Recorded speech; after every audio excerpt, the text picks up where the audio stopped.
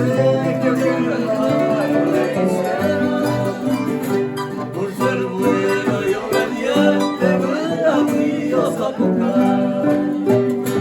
A su niña que era pobre también bueno y obediente, al hacerme un sitiado y seguido con la luz, porque mamá querido Reyes del Oriente, como me hizo un regalito de los Perú.